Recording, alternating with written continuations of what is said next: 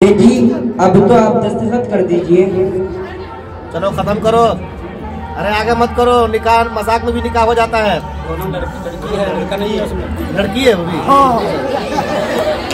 कोशिश की कि दोनों लड़की है, नाबालिग है, बच्ची है, ताकि और मुफ्ती साहब एक अच्छी बात बताएं कि हंसी मजाक में भी निकाह हो जाए। दस्तखत कर दीजिए। अम्मी तस्कीन को बुलाइए ना। तस्कीन तुम्हें बुला रही है। जी पूछो अब्द के माने क्या है। यास्मीन पूछ रही है ये अब्द के माने क्या है। निकाह के अनाउंसमेंट को अब्द निकाह बोलते हैं। बेटा मैं कल उसके सही माने पूछ के बताऊंगा। पहले आप यहाँ दस्तखत कर दो, वहाँ लोग इंतजार कर रहे हैं। अंकल उसूल की बात है ना, बिना अच्छी तरह समझे बगैर कैसे दस्तखत कर दे। जिंदगी भर का जो सवाल है। अरे बेटा एन वक्त पे क्या ड्रामा लेके बैठी हो तुम लोग, क्या करेंगे? ये सवालों का वक्त नहीं है। दस्तखत कर दो बेटा। अम्मी अब्द के असल माने मालूम करना जरूरी है। इस लड़की का हालात मुझे कुछ अच्छे नहीं लग रहे। अंकल आप जरा कारी साहब को बुला दीजिए ना प्लीज। देखो यास्मीन, तुम दुल्हन हो, दुल्हन को जैसे बड़े बोले वैसे सुनना पड़ता है, वरना बहुत बदनामी होगी। ठहरो, मेरी बेटी एजुकेटेड है, ये कोई बात बगैर गौजी के नहीं कहती। कोई ना कोई अहम बात होगी, वो इसलिए पूछ रही है। रुको मुझे काजी साहब को बुलाने दो। जी मर्द को औरत में कैसे बुलाए? मर्द तो यहाँ पहले से है, क्या है मर्द नहीं? काजी साहब क्या आप 2 मिनट के लिए अंदर तशरीफ लाएंगे? या अल्लाह। अस्सलामु अलैकुम व रहमतुल्लाहि व बरकातुहू। काजी साहब बच्चे दस्तखत करने से पहले कुछ पूछना चाहते। हाँ क्यों नहीं, पूछो बेटा क्या बात है। कारी साहब अभी अंकल यहाँ पर आए और पढ़कर सुना गए। मोहर चांदी की अंगूठी और सोने का हार, पता नहीं क्या क्या बोलते, क्या यही अपने निकाह है? हाँ बेटी इसी को अब्द निकाह कहते हैं। एतराज ना हो तो एक सवाल पूछूं? हाँ बेटी जरूर पूछिए, जो भी है साफ साफ बताना चाहिए। अगर आपको इस अब्द निकाह में कोई एतराज है तो निकाह बातिल हो जाता है और हम सब गुनाहगार हो जाते हैं। नहीं नहीं ऐसी बात नहीं है। मेरा सवाल ये है कि अब्द के माने क्या है? इसके माने तो बहुत मामूली है। नहीं ये मामूली बात नहीं है, आप मेहरबानी करके मुझे अब्द के माने बताइए। इसके माने तो बहुत सिंपल है, एग्रीमेंट एंड कॉन्ट्रैक्ट। ये मुआहिदा है, अंडरस्टूड मुआहिदा है। ये लफ्जी माना है। इस्लाही माना जो होती है, दोनों तरफ के लोग टर्म्स एंड कंडीशन तय करते हैं। अभी आपने जो पेपर दस्तखत के लिए भेजे थे वो अब्द निकाह है?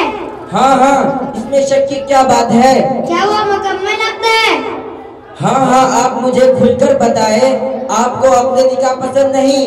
नहीं नहीं इसमें आपकी कोई गलती नहीं, गलती तो उस सिस्टम की है जो हमारे बाप दादा के जमाने से चला आ रहा है। अच्छा ऐसी क्या गलती जो हमको भी नहीं मालूम? इस लड़की के आसार मुझे कुछ अच्छे नहीं लग रहे हैं। ये लड़की आज हमारे बाप दादा को पोस रही है, पता नहीं कल को क्या करेगी। मुजफ्फरपुर पकड़ भैया को जल्दी बुलाओ।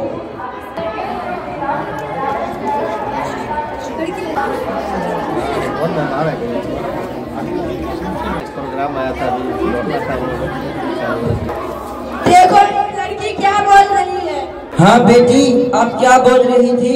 आपने हमें बताया अब्द यानी कॉन्ट्रैक्ट एग्रीमेंट है। न एग्रीमेंट तो एक नहीं, दोनों पार्टियों के दरमियान तय होने वाली कंडीशंस का नाम है। हाँ बिल्कुल। जब ये राइटिंग में लिखा जाए तो दोनों पार्टियों के एग्री टर्म्स एंड कंडीशंस लिखना चाहिए, तभी ये मुकम्मल अब्द कहेंगे।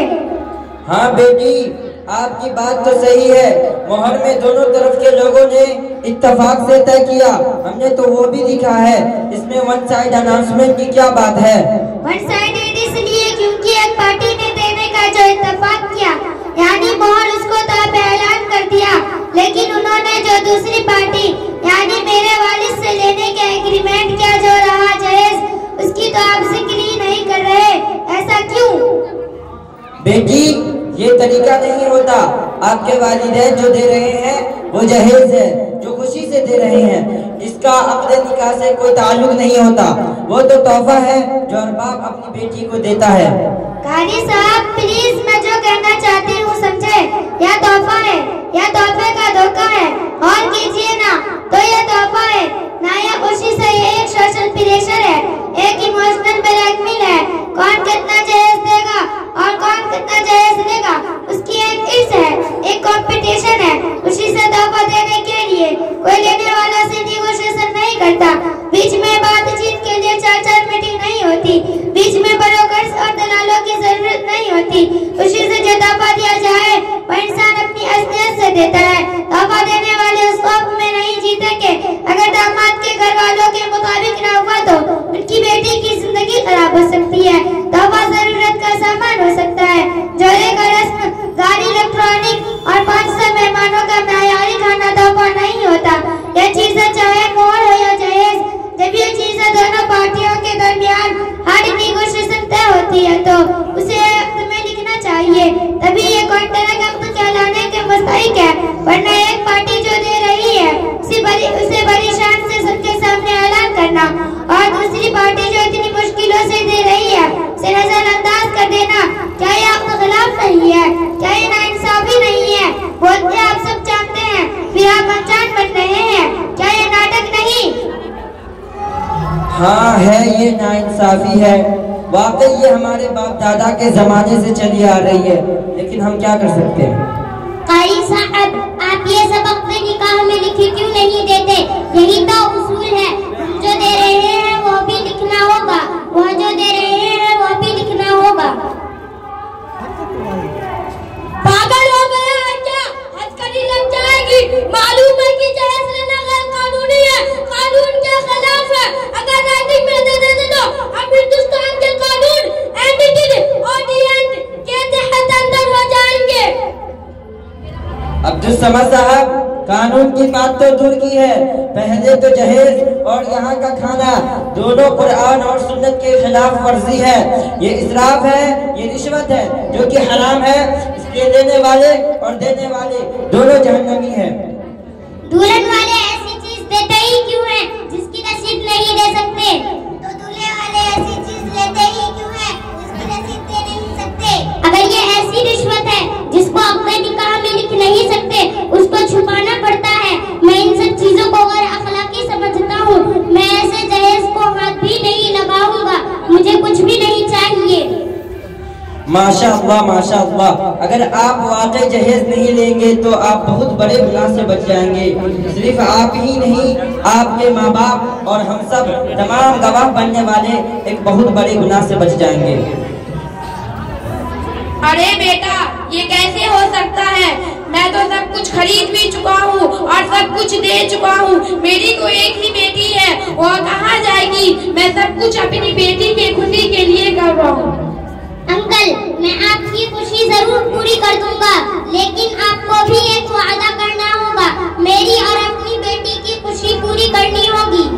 मैं अपनी बेटी की खुशी के लिए कुछ भी करने को तैयार हूँ। बोलो आपको क्या चाहिए? तो आप इन सबके सामने वादा कीजिए। इंशाअल्लाह मैं वादा करता हूँ कि मैं आपका हर खुशी पूरा करूँगा। ये जहेज और वलीमे की अरेंजमेंट दूल्हे वाले की जिम्मेदारी होती है, दुल्हन वालों की नहीं। और आपने जो खर्च किया है वह जायज नहीं, इसलिए कल मैं आपको सारी रकम वापस कर दूंगा। आपको वादा करना होगा कि आप हमारी बातों को कबूल करें। अरे ये कैसे हो सकता है? लोग क्या कहेंगे? हमारी तो नाक कट जाएगी। सोसाइटी में लोग हमें जलील करेंगे। जलील? हाँ हाँ आंटी, जलील कौन होगा? जो सुन्नत पे अमल कर रहा है वह, या जो सुन्नत पे ना चलने वाला? अरे नाक तो उसकी कटनी चाहिए जो अल्लाह और उसके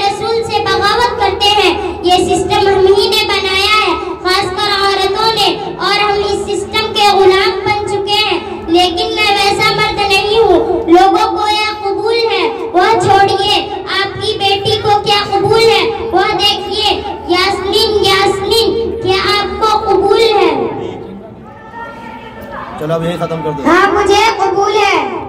अरे यही खत्म कर दो इसको। मेरे बेटे ने आज मर्द होने का सबूत दिखा दिया। जो हिम्मत एक बाप नहीं कर सका वो बेटे ने कर दिखाया। मुझे मेरे बेटे पर नाज है।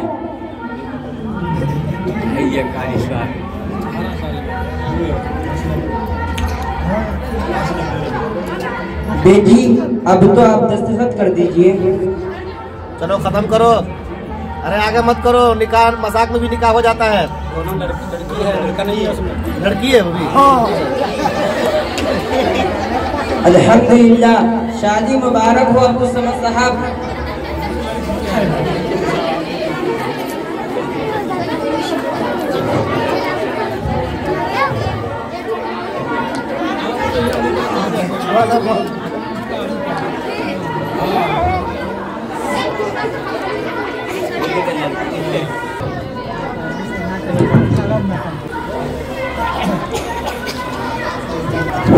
ये जो मुकालमा और ड्रामा की शक्ल में जो है जहेज की जो है परेशानी जो पेश किया गया है, इसका खुलासा तो 4 मिनट में हमारे मुफ्ती साहब बयान करेंगे। और मुफ्ती साहब एक अच्छी बात बताएं कि हंसी मजाक में भी निकाह हो जाता है, लेकिन हमने कोशिश की कि दोनों लड़की है, नाबालिग है, बच्ची है, ताकि हंसी मजाक में भी निकाह नहीं हो।